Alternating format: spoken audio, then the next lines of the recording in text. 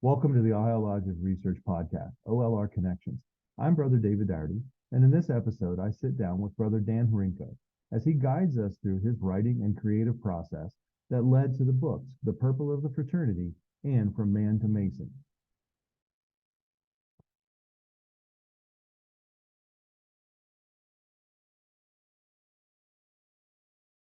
Break down or describe your writing/creative process. And again, with the idea that I believe there are a number of Masons out there who are interested in getting involved in research and pursuing their own ideas, but they have absolutely no idea how to make that happen. Okay. Well, good research always starts with a question, okay? Then it requires you to start exploring that question, trying to find answers and all that. Now, the difference between a curiosity exploration for your own entertainment or your own information and something more serious in research has to do with how do you document your process, okay? If you're saying, I'm curious about how paint is made, okay, then I can go watch some YouTube videos, go watch some neat stuff on how it's made or Science Friday or any of these other things, and I can learn how they combine compounds and make paint, okay? But if I know that I'm going to find something important to me and I want to be prepared to share it with others, then as I go through those steps, I'm going to be a little more methodical. I'm going to take some notes. I'm going to make record about where I found this information. Okay? And what that's doing is that's going to leave a trail that anybody else can follow to learn what I've learned. Okay? So then once I get to my answer, I can do one of two things. I can say, well, that's cool. I now know how paint's made. End of story. Or I can say, someone else might be curious about this. Okay, so how do I present what I've learned about making paint and turn that into a story? Okay, so if I was going to sit down with Phil and say, hey, Phil, you want to know how paint's made? And he says, yeah, sure, I want to know how to make paint. And you say, okay, let me tell you a story. It all starts with, and you make it into a story that makes sense. So you've got this pile of information with references, so you know where you got it from. And you look through all that information, you create a story that has enough information to let people know what you're learning and why it's important, but is something that they can follow, okay? So if I'm writing a story on making paint for a chemistry journal, that's going to be a lot different than if I'm writing a story on making paint for a 5th grade science class. Okay? So who do I want to tell this story to? Well, in my case, I've been wanting to tell the story of how to make the coolest Masonic lodge on the planet to Joe Average Mason. Okay? That was my goal. So I took everything I've learned along the way and I created a story. And then I sat down, did an outline, and then I started writing each step of the story. And I guess the best way is my 3rd book on educating Masons. It all started with a presentation I did at Camp Masonry 6 or 7 years ago on what constitutes a well-educated Mason. That's the question. How do you know a guy is an educated Mason? Okay, what should he know and how should he learn that? And so I just started listing things that I thought were important. And I noticed that those things fell into kind of a chronological order. So I tidied it all up and that became an outline. So the question is, a good educated Mason, what should he know before he gets a petition? Okay, so then I made that list. And I fleshed out my outline. So now I'm organizing everything I've learned into a story, using an outline, filling out each section and the whole bit.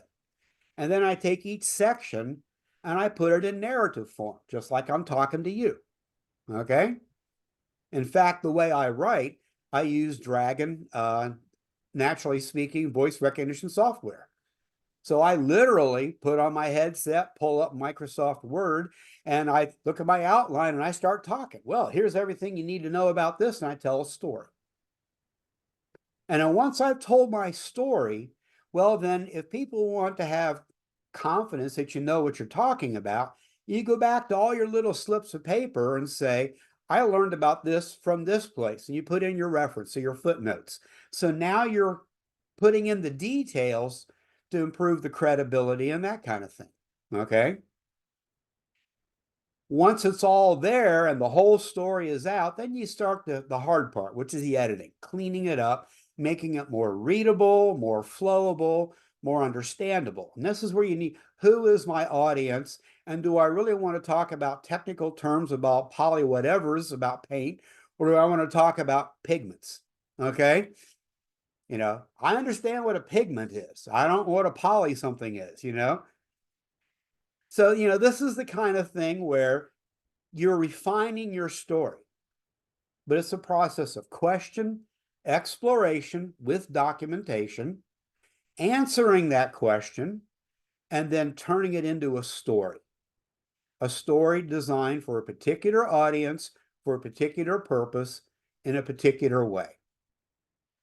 A lot of us are good at getting to the answer part. Get the question, do the reading, get the answer, okay? But the next part is turning it into a story. How do we do this? Okay. How do we communicate what I've learned to somebody else? Okay. I understand that, and of course, part of it's being 68 years old. Okay. I'm beginning to worry about what's going to happen with everything I've learned and figured out after I leave this earthly world. Okay. How do I leave that record? And the answer is, if I don't write it down, it's gone. You know, how do the Brothers of Arts and Sciences Lodge know what the founding fathers were thinking 50 years from now? And that was the impetus for the first book. And the answer is they don't unless somebody writes it down. It's just that I was the one that put the time in to write it all down. This is what we did. This is how we did it. This is why we did it. And this is what we did so that we were able to build this lodge. Now, if you follow this template, you too can build a cool lodge. Okay? Yeah. How do we educate our Brothers at Arts and Sciences Lodge? More importantly, how do we make Masons? That's the process that I use. So if you've got 4 or 5 folders full of cool notes on things that you've researched and figure out, then sit down and say, so where's the story? Yeah. Yeah, and as a, because I know you and I are both members of the Royal Schofield, or early members. I know you're number 8, right, in the Royal Schofield Society? Yep. Yeah, so we're number 8 and 9 in the Royal Schofield Society. So we've been talking about this stuff for a while now. And as a mentor in the Royal Schofield Society, that's one of the things I've preached to a number of people is there's a big difference between doing research and giving a presentation. And the story is the key point. And, you know, you obviously can't tell everything you know in every presentation you give. So if I remember right, you wrote The Craft Driven Lodge about 10 years ago, probably? It was published in 2014. Yeah, and you've obviously presented that material many times since then. You made the comment earlier that it's the same book. Nothing has changed. How has your presentation changed over the last decade? I found myself doing a better job of telling the story and leaving out a lot of the gory details. Okay. Because when you're talking to a group of 200 guys, okay, my ability to tell a story has gotten better. And that's partly because I've done some reading on how to do presentations. Okay. And one interesting article I ran into a little over a year and a half ago. And I used this article to structure my presentation at the Grand Lodge of Alaska, which I thought was a rip-snorting success. They says, if you got 45 minutes to talk, think about what's the one most important thing you want them to know. And that becomes your high point. And you put that high point about half to 2/3 the way into your presentation. Now you have to engage them by not hitting them with data.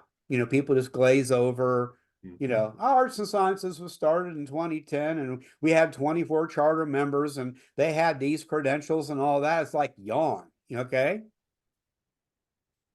And so the Grand Master of Alaska says, I want you to talk about how to get invested Masons to remain invested in developing new leaders. That was his goal. So I started off with, he got there, he introduced me, and I started off with, I wonder how many of you in this lodge have had a conversation with a more senior Mason at some point in your career that really struck you as meaningful. And they're all like, huh? So now I'm getting them thinking, I'm engaging them. And then I started telling stories, me and other people I've talked to, and how those conversations made a difference, okay? I'm not talking anything about Arts and Sciences Lodge yet.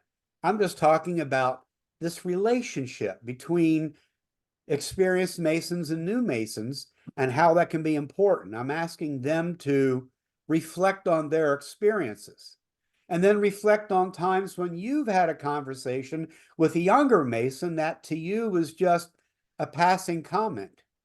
Then the hypothetical, how might that comment have been interpreted by that younger Mason? Tell another story, that kind of thing. And then you get to the point. It is your duty to pass on to the next generation a better version of Freemasonry than you have experienced. We're all links in a chain that goes back 400 years and hopefully will extend for centuries into the future. You have a duty to make sure that your link is as best as it can be. Now, how do you do that? Now I get into some stuff, okay? So the more I tell stories and build our story arc through the presentation, it's a more engaging, it's a better presentation, focusing on key issues, not facts and figures. So, research is what you do to develop the pool of information that is the basis for your presentation. You don't write a presentation by sitting down and saying, I want to tell you about this. The other side of that is that you just have to have a command of the information that you want to share. And that when you have a command of the information, it creates a flexibility in your storytelling. Oh, yeah. You can follow multiple paths to get to the same end, depending on what gets thrown at you. People will ask me, so tell me about the programs you have. And I say, I've got as many programs as you want. What is it you think your lodge or Grand Lodge wants to hear about? And I will craft, I've got this pool of information that I can dip into to craft the kind of presentation that you think is important for your group based on everything I know, Yeah. And so I've never done the exact same presentation twice, okay? It's like, okay, so I wrote a presentation for the Grand Lodge of Massachusetts that I gave at a festive board on December 27th after a 14-hour day, okay? Learned a lesson there. Don't take too long at the end of a long day, you get a riot, So those experiences help me refine my process. But I also liked some of the things I did in that presentation. So when I wrote the program for Oregon, I used elements of that. That was where I created this mythical guy, Joe, who's looking for more in his life. That story, that prototypical character of representing the kind of guy who's showing up at our doorstep now, which is entirely different than the guy who worked next to you at the factory who's joining lodge because his social life was pretty dull in the 50s and 60s, okay? Freemasonry needs to adapt and evolve to remain relevant to the culture. We have something to offer, but we don't have to package it the same way all the time. Now I get yelled at. Don't the ancient charges tell you that you can't change the body of Freemasonry? Well, yeah, but is changing the way you talk to somebody the body of Freemasonry? Is changing the way you raise funds or socialize changing the body of Freemasonry? We're not changing the ritual, the words, the codes, the fundamental beliefs. We're changing how we interact those beliefs with our culture so that it remains relevant to the culture. The culture needs this. How can Freemasonry fill that need consistent with its own values? And that's where flexibility needs to come in. Well, I see myself throwing pebbles in a pond. Okay. Each pebble makes a ripple. Some ripples, you have no idea where it's going or what it's going to do. Some just die out, others don't. Ken Cohen was just at a masterpiece presentation up in Northeast Ohio. And the guy spoke on and on and on and on and on about the wonderful inspiration that the craft-driven lodge was to him and his growth and his development. And he gave copies to his lodge for their library. And Ken was there and he texted me. He goes, "Hey, I just heard all this." And my response was, "Well, that's one pebble that I threw in the pond. That's making a difference." Yeah. You are a member of the Lodge of Research. You are very active in many other aspects of Masonry.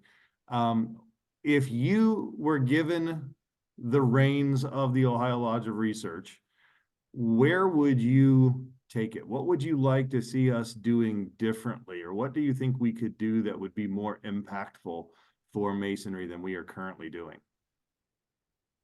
Actually, I think that some of the recent things that are going on are perfectly in line with what it ought to be. I joined the Ohio Lodge of Research back late 90s. Okay. I published an article in the Philalethes Journal on glass slides where I scanned a bunch of them and talked about their background. That made me a fellow, in the Lodge of Research.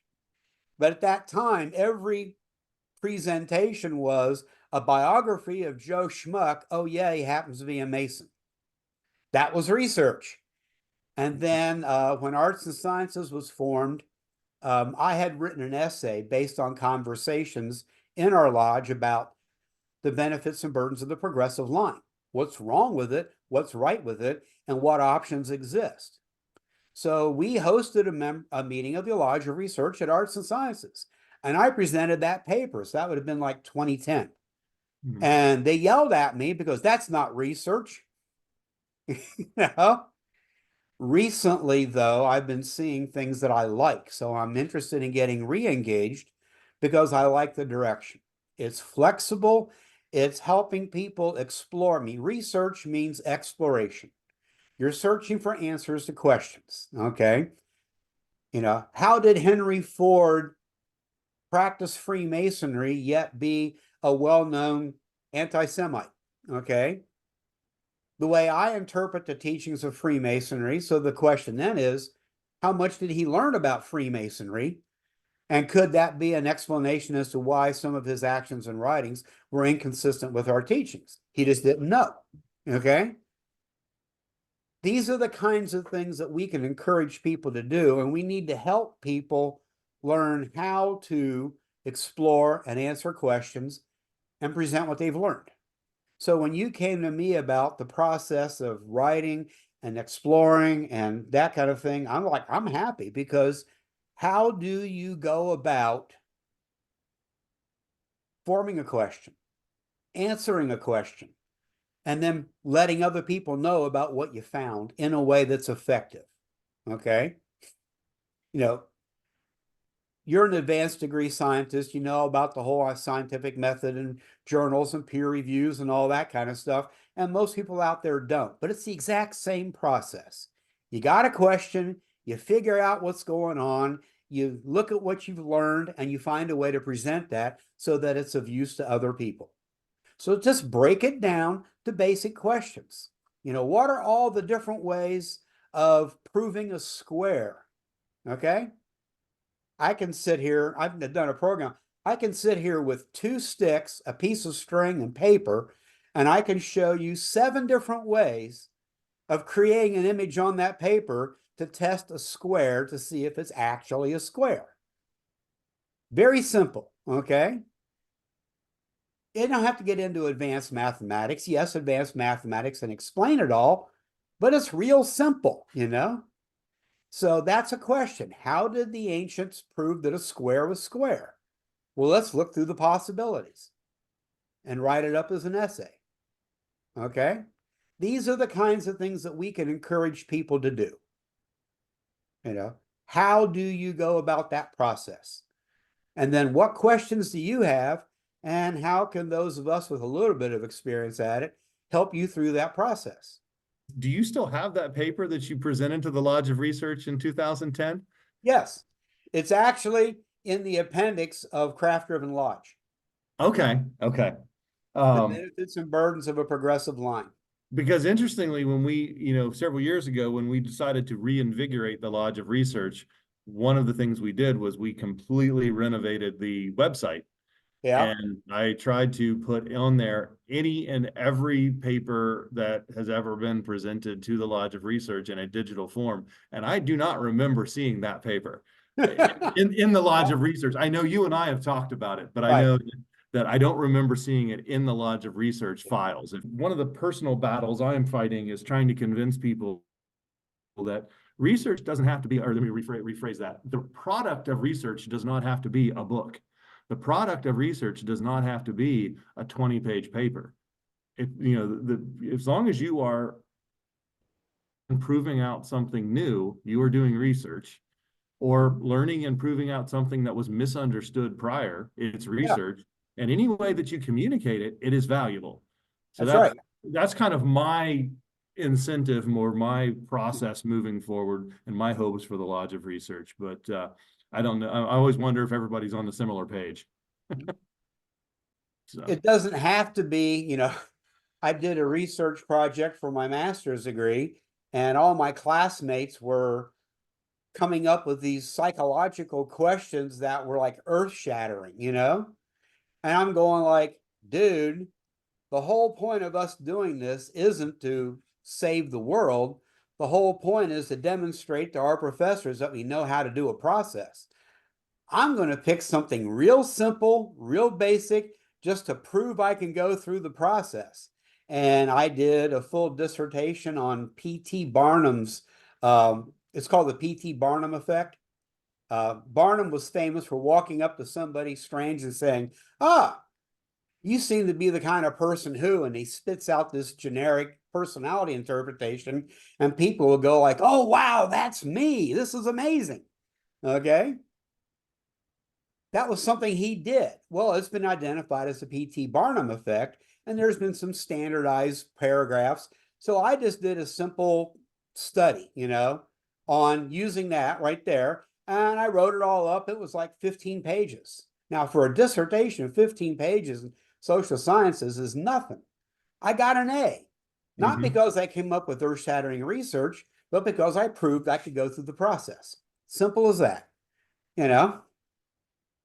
And when you start with little things like that, it's a confidence builder. So any other thoughts, any other nuggets of wisdom that you want to share with us? I'm always be willing to share what I've figured out along the way.